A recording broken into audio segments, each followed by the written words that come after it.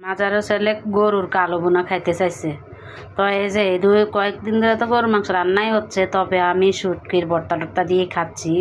তো আজকে আবার এই যে চেষ্টা করবো দেখি গরুর কালো বোনা হয় কি না। এই জন্য এখানে মাংস বসে একটু মশলা দিয়ে দিচ্ছি, হলুদ মরিচ এখনও দিই নাই, দিব একটু পরে।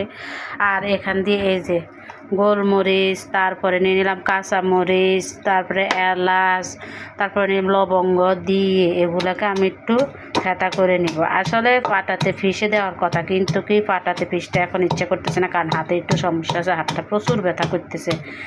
এই জন্য এখন হাতে থেতা করে দিব, না হলে কিন্তু কি পাটাতে মিহি করে দিলে বেশি মজা হয়। তো জানি না কতখানি মজা হবে, এখন আমি আমার মতো করে চেষ্টা করতেছি থেতা করে দিতে।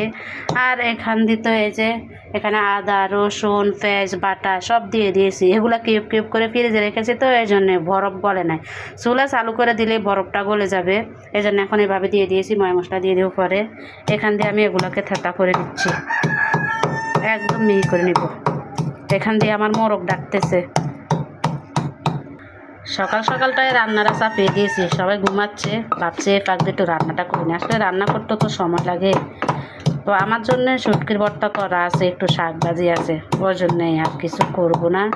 এই মাছটাই মানে মাংসটা কত মুখে উঠে না। দেখছেন আমার মোরগ ডাকতেছে।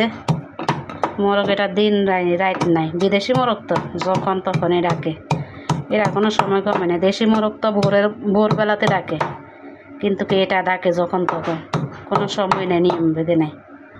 আসলে কালো গোলমরিচ, তারপরে কাঁচা মরিচ এসব পাতা করে দেওয়ার কারণ একটাই, যাতে মাংসটা কালো কালার আনতে সাহায্য করে। এই জন্য এগুলো পাটাতে পিষে বা এইভাবে দিতে হয়। কালো বোনা করলে এই কাঁচামরিচটা বেটে দিলে একটু সুন্দর কালো কালো কালার আসে। জানি না কতখানি কালো হবে, কালার আসবে, আমি আমার মতো করে চেষ্টা করে যাচ্ছি। ওই দেখ কাশ উঠে গেছে মরিচ থেতা করতে গিয়ে। আর এখান থেকে আমার মোরগটাও পাগল হয়ে গেছে, বয়স দিতে গেলেই সমস্যা। দেখ হয়ে গেছে, এবার দিয়ে দিব। থেতা করা হয়ে গেছে, দিয়ে দিচ্ছি।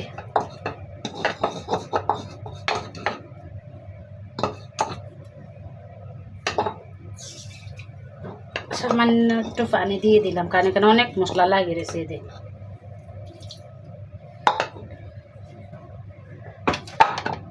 এবার একে একে গুঁড়া মশলাগুলো দিয়ে নিই।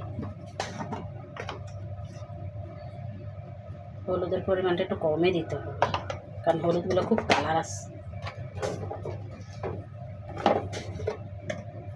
মরিচটা অল্প করে দিব, যেহেতু কাঁচা মরিচ গোলমরিচ থেতা করা আছে, মরিচটাও কম দিব।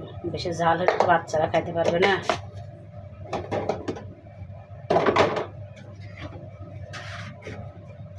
হলুদের গুঁড়া জিরার গুঁড়া দিয়ে দিচ্ছি, 2 চামচ দিচ্ছি। আর একটু চামচটা ছোটো, একটু আরেকটু বেশি দিতে হয়েছে।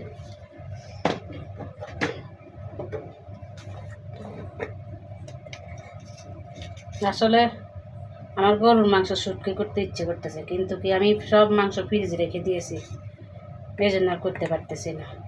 অনেক সময় মনে হয় যে গরুর মাংস শুটকি করি, গরুর মাংস দিয়ে তারপরে কি বিগ কাবাব নাকি বলে, ওই করে পারি না, চেষ্টাও করি না, করার ইচ্ছে করে, কিন্তু কি গরমের চোটেই কাজ করতে ভুলে যাই।